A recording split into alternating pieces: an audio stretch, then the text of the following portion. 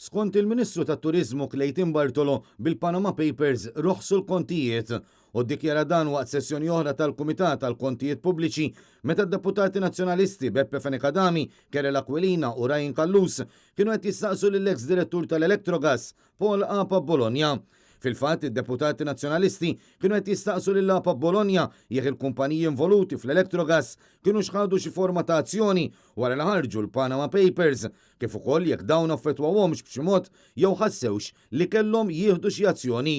Iżda qabel ma mqar ħalla li xuti wieġeb, il-Ministru Clayton Bartolo qabes u qal li l-kontijiet raħsu meta ħarġu l-Panama Papers.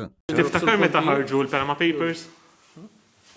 Kienu raħsu l-kontijiet. Konrad Mizzi kien l-uniku ministru fl-Ewropa kollha li jismu der f'dawn id-dokumenti u kien ukoll il-ministru responsabbli politikament mill-proġett skandalus tal-Electrogas.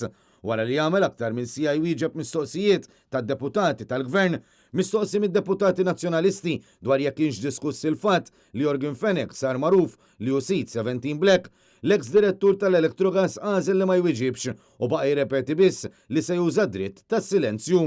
L-aħbar illi Jorgen Fenek kien is-sit ta' 17 Black. Dik iddiskutejtu kontu saqsejtu dwarha? I invoke my right to silence. Tiftakar meta kienet dik meta ġrat? I invoke my right to silence.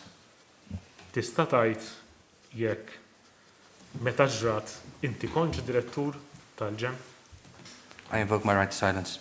Sa dan it-tant fil-bidu tal-laqa ċermen tal-PAC Beppe Fenikadami ara korrispondenza mill-avukati li qed jidhru għall-eks Ministru Konrad Mizzi f'dan il-Kumitat fejn kien spjegat li l-eks deputat mexxej Laburista għadu mhux f'pożizzjoni li jattendi u jwieġeb il-mistoqsijiet la darba kien għadu l-isptar.